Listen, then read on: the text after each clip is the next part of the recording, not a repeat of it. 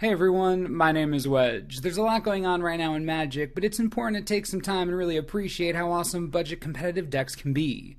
Today we're going to take some time to appreciate Illusions Tribal and Modern. This deck has been around for some time in various forms, but our version is under $40, and it packs a heck of a punch. To show you how serious we are about our budget awesomeness, we'll be using TCG player pricing throughout the video. If you want to see the deck list or purchase any of the cards in the deck, be sure to click the first link in the description. So without further ado, let me show you what Mono Blue Illusions can do. This deck is awesome, hope you enjoy.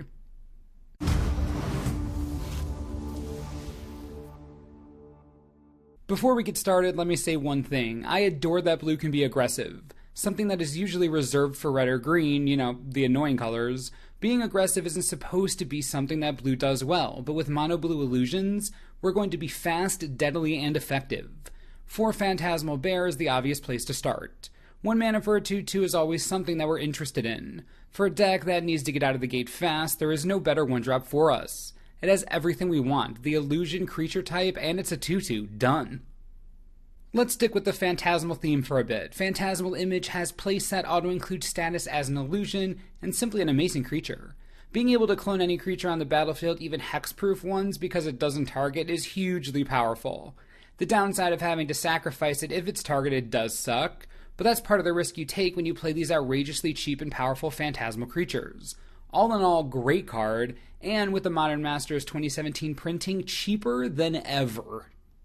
Our last Phantasmal creature in the deck is Phantasmal Dragon. It looks like we're really reaching with this one, but you'd be surprised how many times this actually hits the battlefield. If you can get this Dragon illusion to stick, there isn't much that can fight it. A 5/5 flyer, even in Modern, is tough to deal with.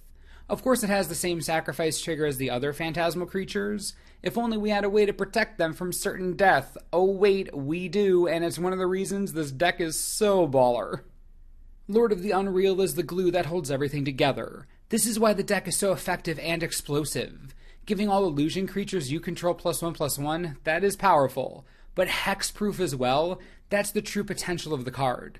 Look again at our Phantasmal suite. The only downside on any of these cards, the sacrifice trigger. This trigger is why each of these creatures is cheaper than it would be normally.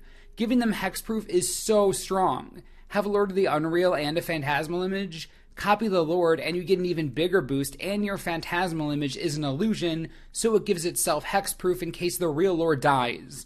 Playing against synergies like this, infuriating for a lot of players. Lord of the Unreal is unreal. We clearly care a lot about illusions, so we have to run 4 Kovach Mist. There were a myriad of creatures vying for this 2-drop slot, but the Mist simply performed the best. At worst, it's obviously not great, but more often than not, it'll be at least a 3/3. A 3/3 with flying for 2, that's something I can get behind. And while you aren't guaranteed that, you're running 18 illusions, so you have a lot to work with. It's an underrated card for sure. It's well worth inclusion in this deck, trust me. A lot of testing and another tough call brings us to our next creature playset, Illusory Angel.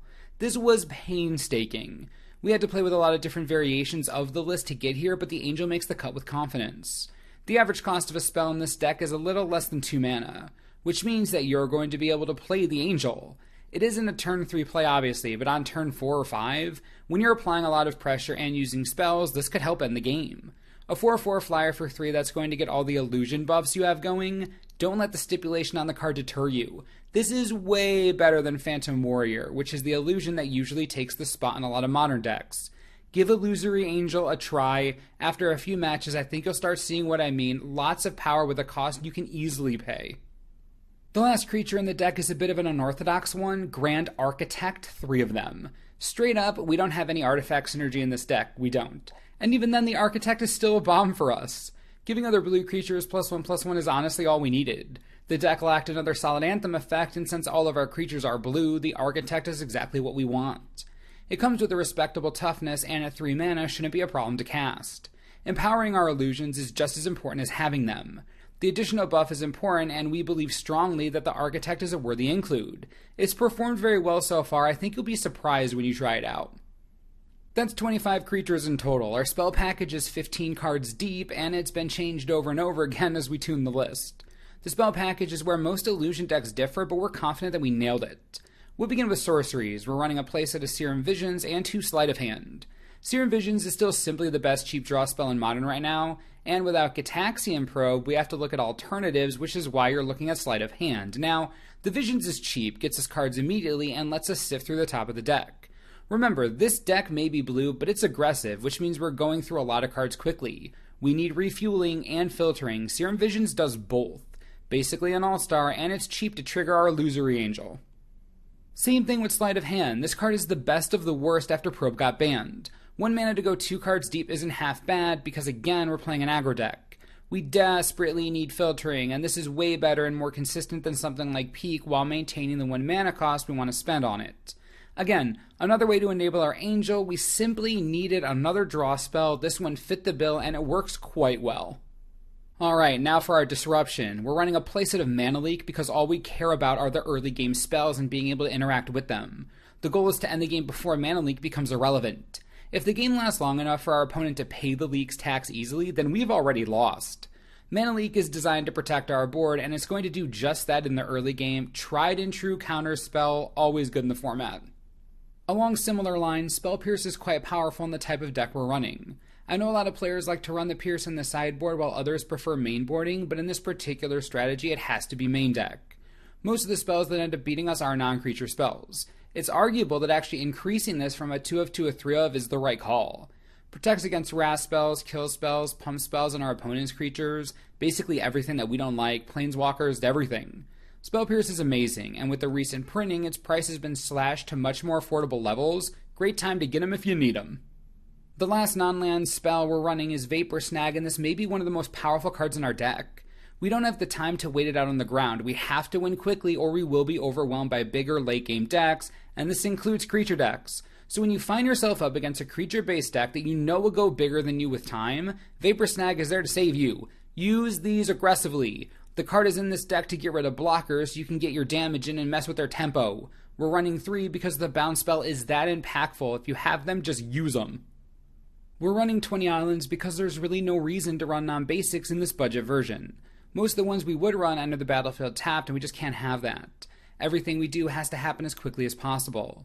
We'll talk sideboard and upgrades in a second, but before we do, really understand what this deck is about. Mono Blue Illusions is the best of both worlds. It brings together extreme aggression and reactive control. It's like a work of art. Spend the first few turns getting your creatures out, just flood the board. Then once you have a solid attack force, back them up with your spell protection.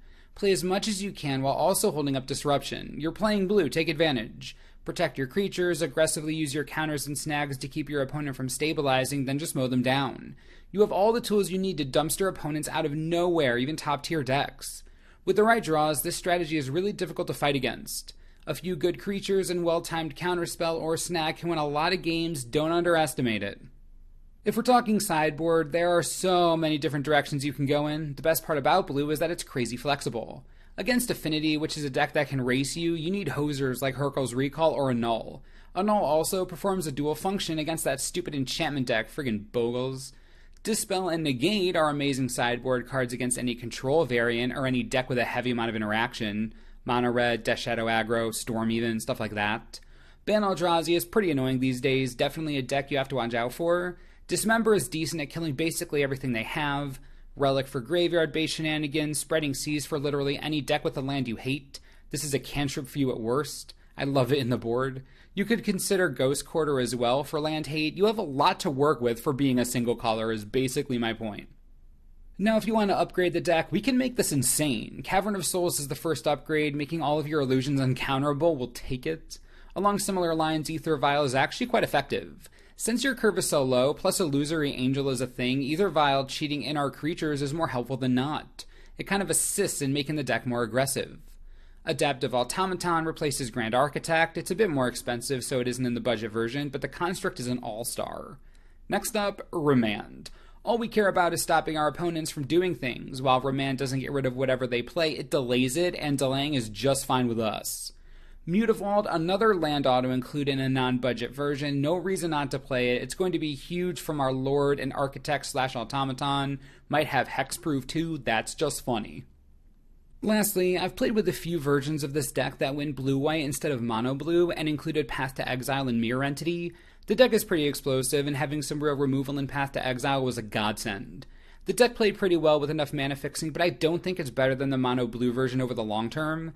It's still up in the air, but after the matches we've played, both were effective. It's just an idea if you want to try something different. So what do you think about our Mono Blue Illusions budget modern deck? Is this something that you might be interested in playing? Mono Blue aggro is something I've always found fundamentally hilarious, so I couldn't miss the opportunity to build it once a few of the staples came down in MM 2017 and the price of the deck went down.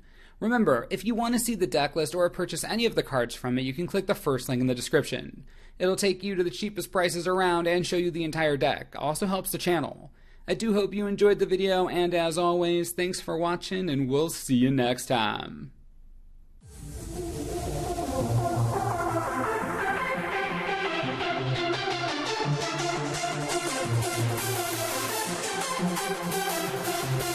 What?